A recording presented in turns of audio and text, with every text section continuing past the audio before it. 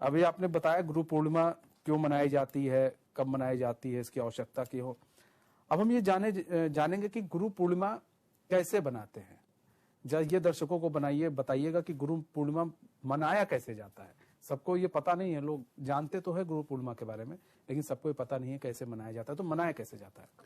गुरु पूर्णिमा मनाने का एक विशेष विधान होता है कि इस समय जिस तरीके से आप अपने घर में देवी देवता की या जो आपकी पूजा पद्धति है, जिस देवी देवता, कुल देवी पितर जो भी आपकी पूजा पद्धति है, उसमें आप फल फूल मिठाई धूप दीप चंदन रोली मोली और नारियल ये सारी सामग्री इस्तेमाल करते हैं। भोजन होता है, वस्त्र होता है और दक्षिणा होती है। तो गुरु पूर्णिमा का मतलब होता है कि आप अपने गुरु का पूजन कर रहे हैं। गुरु का सम्मान का मतलब होता है कि आपको जो ज्ञान आपके गुरु के माध्यम से मिला है। गुरु वास्तव में जो शारीरिक रूप से आपके सामने बैठे हैं वो गुरु नहीं है। गुरु का अर्थ होता है वेद व्यास, जो मतलब अगर आप किसी को भी गुरु मानते हैं तो गुरु परम तत्व है, गुरु शिव है, गुरु कृष्ण है और गुरु विष्णु है। तो इसमें कहना है गुरुर् ब्रह्मा गुरुर् विष्णु गुरुर्देवो महेश्वरः गुरुर् साक्षात परब्रह्म तस्मै श्री गुरुवे नमः। तो जो शारीरिक रूप में बैठा हुआ है, जो आपको दिखने वाला है, वो गुरु नहीं है। जो आप सम्मान कर रहे हो गुरु, वो आपको दिख रहा है, क्योंकि परम तत्व परमात्मा जो सत्य में गुरु है, परम ब्रह्म है, उसको आप देख नहीं सकते।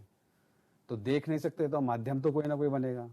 तो जो आपके सामने माध्यम बन के बैठा हुआ है वही उसी को आपको परम तत्व परमात्मा महेश विष्णु जो भी आप मानते हो तो उसके समान मानकर ही उसकी पूजा करनी चाहिए।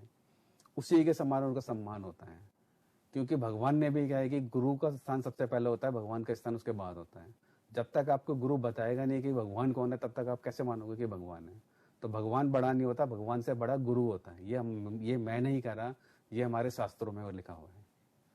तो इसी हिसाब से जब हमारा गुरु होता है कि आप गुरु पूर्णिमा मनाने के लिए इसमें दो विधि, दो तरीके होते हैं। मैं आपको हर तरीके से बता देता हूँ कि पहला प्रयास तो आपको ये करना है कि भाई जो आपके गुरु हैं, जिनको भी आपने अध्यात्म गुरु बनाया है, जो आपके आचार्य जी हैं, जिनका भी आप मान सम्मान करते हो, गुरु जिसके मन में आपने जिसको भी अपने मन से गुरु मान लिया है, ब्राह्मण देवता है या आचार्य हैं या फिर आपके सदगुरु हैं या अध्यात्म गुरु है, जो भी है, तो उनका कोशिश करनी है कि आपको उनसे मिलना चाहिए।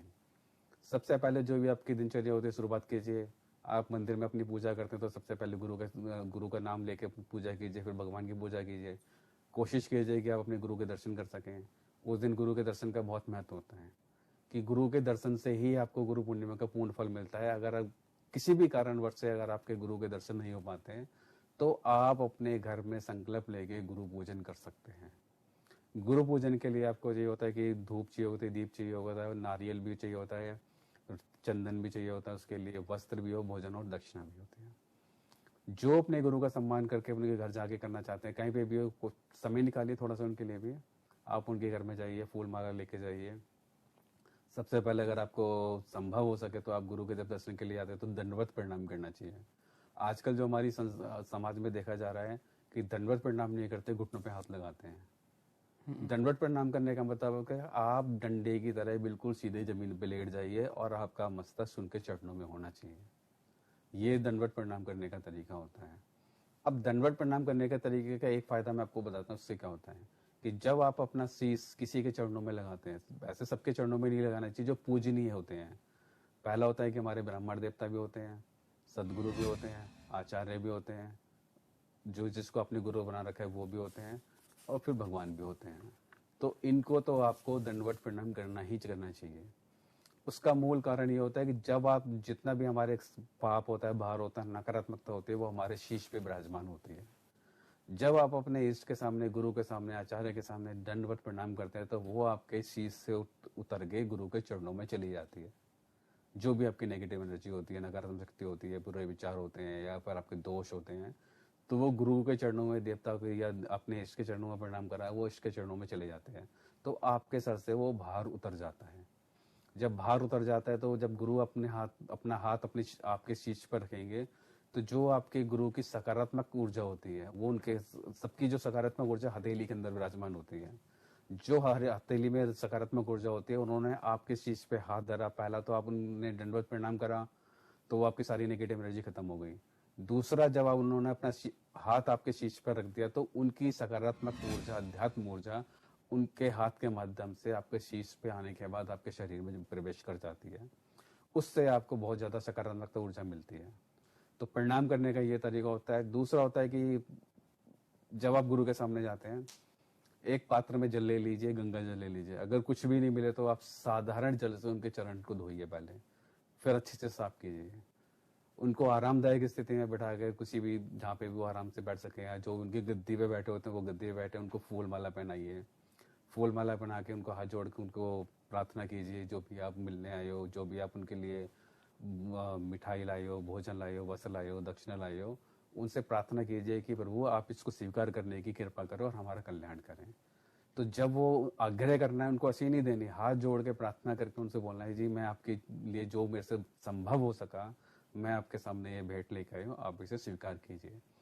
जब वो स्वीकार कर लेंगे तो वो आपका पूर्णतः गुरु पूजन माना जाएगा।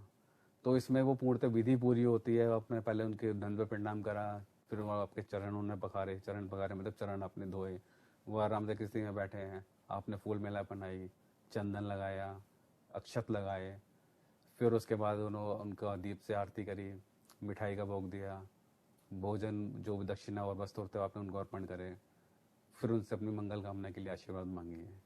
एक तो तरीका होता है कि आप गुरु के समक्ष आप सामने आते हैं तो इस तरीके से गुरु पूजन कर सकते हैं। दूसरा होता है कि भाई आप गुरु के समक्ष नहीं जा सकते, किसी भी कारणवश से आप अपने गुरु से इतना दूर रहते हैं कि संभव नहीं हो पाता आना कि वो उनसे आप दर्शन कर सको। कोई बात नहीं, जैसे अगर दर्शन नहीं होते तो आप घर में उनके नाम से पूजन कीजिए। पूजन भी सेम विधि होती है। आप मन में सोचिए कि आप उनके चरण धो रहे हो, फिर उनका अगर आप कुछ ऐसे भी होते हैं गुरु भक्त जो अपने गुरु की फोटो अपने मंदिर के आसपास भी लगाते हैं। तो जिन्होंने अपने मंदिर के आसपास है उनके अपने घर में फोटो लगा रखी है, तो विधिवत जिस तरीके से साक्षात गुरु बैठे होते हैं उसी विधि से आप साक्षात फोटो को रख के उनकी पूजा कर सकते हैं। तरीका आपका सेम रहेगा, कुछ उसमें परिवर्तन नहीं होगा। पहले आपको गंगा जल लेना है, गंगा जल या जल मिक्सित लेना है, थोड़ा उनके ऊपर छिड़क देना है, फिर फूल माला से फिर उनको चंदन लगा के फिर उनको धूप दीप जला के जो मिठाई शुद्ध मिठाई लेके आएंगे वो भोजन वस्त्र दक्षिणा और वस्त्र जो भी आप ले गए हैं उनको अर्पण कीजिए, वहीं रख दीजिए उस समय तक। फिर जब भी आपका संभव हो, आपको समय मिले तो वो गुरु को जब भी मिलना हो, मिलना नहीं हो तो आजकल तो बहुत सारी फैसिलिटी आ रखी हैं, आप कोरियर के माध्यम से उनको पहुंचा सकते हैं। तो इस तरीके से भी आप गुरु पूर्णिमा कर सकते हैं। अब जिसके पास फोटो भी नहीं है, कुछ भी नहीं है, तो वो मन में संकल्प लेके पूजा करे और जो भी विधि होती है भगवान को भगवान के साथ उनको भगवान के समान मान के पूजा करे, मानसिक तौर पे उनकी पूजा करे। विधि सारी ये रहेगी। और फिर इसमें ये होता है कि भाई अगर किसी ने गुरु भी नहीं बनाए और वो गुरु पूर्णिमा मनाना चाहता है, तो जिन्होंने अपने गुरु नहीं बनाए, इनको किसी भी कारण से इनको नहीं पता था गुरु पूर्णिमा का महत्व क्या होता है, गुरु का महत्व क्या होता है, तो इस समय फिर आपके पास दो विकल्प आ जाते हैं। आप भगवान नारायण की पूजा भी कर सकते हैं और बृहस्पति देव की भी पूजा कर सकते हैं। तरीका आपका सेम रहेगा। भगवान नारायण को, क्योंकि वेद व्यास जी भी वो थे, भगवान नारायण ही थे, उन्होंने ही अवतार लेके वो सारी रचनाएं की थी। तो आप भगवान नारायण को, भगवान विष्णु को या फिर भगवान कृष्ण को, भगवान राम जी को भी आप अपना गुरु मान के विधि आपकी वही रहेगी, उनकी भी पूजा कर सकते हैं। और इसके अलावा जो होता है कि नारायण भी आपको नहीं है तो फिर आप बृहस्पति जी की भी पूजा कर सकते हैं। तो गुरु पूर्णिमा के दिन अगर आप बृहस्पति देव की या नारायण भगवान की पूजा कर सकते हैं। अगर आपका कोई गुरु धारण नहीं करा तो आप बृहस्पति देव को विधिवत पूजा करके करेंगे, तो जो आपकी कुंडली में या आपकी राशि के हिसाब से बृहस्पति दोष लगा है वो दोष आपके सारे खत्म हो जाएंगे। तो इसमें होता है कि अब विचार आता है कि आपका चलो भगवान विष्णु की पूजा करते हैं, नारायण भगवान की गुरु मान के पूजा कर लेंगे, फिर वो सामग्री जो आप गुरु के लिए अपने दान के लिए रखी हुई है उसका क्या करेंगे। तो उस सामग्री को आप स्वतः ही किसी भी आपके जो आसपास के मंदिर में ब्राह्मण देवता विराजमान हैं उस मंदिर में जाके यथाशक्ति उन्हीं को भगवान नारायण का स्वरूप मान के उनके चरणों में प्रार्थना करके उनको दान देके उनका आशीर्वाद प्राप्त कर सकते हैं। तो ये आप पूर्णिमा के दिन तो विशेष होता है, पूर्णिमा के दिन कर सकते हैं। लेकिन जिन्होंने गुरु नहीं बना रखे वो जाके पूरे घर में पूजा करके कोशिश करें कि गुरु पूर्णिमा को ही दान दे दे। लेकिन अगर किसी कारणवश से नहीं हो पाता भगवान को दान देने के बाद आप ब्राह्मण देवता को कभी भी दान दे सकते हैं उस चीज का। तो ये भी आपके गुरु पूर्णिमा की पूर्ण विधि मानी जाएगी और भगवान आपको ये भी आपकी पूर्ण विधि मानी जाएगी और इससे भी आपको भगवान का पूर्ण आशीर्वाद मिल जाएगा। और जो गुरु पूर्णिमा का महत्व है, आपको जो गुरु पूर्णिमा का जो महत्व है उसके बारे में भी आपको पता चल जाएगा। और जब आप धीरे धीरे इस तरीके से प्रयास करने की कोशिश करेंगे, पूजन करना शुरू करेंगे, तो ईश्वर ने कृपा करिए तो आपको सदगुरु या जो भी आपके गुरु होते हैं सदगुरु मिल जाएं, जो भी आपको मार्गदर्शन चाहिए, आपको भगवान प्राप्ति के लिए जो आपको प्रयास चल रहा है, आपके मन में कोई शंका आ रही है, उसका समाधान नहीं मिल रहा, तो ईश्वर की कृपा से, परम तत्व परमात्मा की कृपा से आपको उसका भी रास्ता दिखने लाएगा।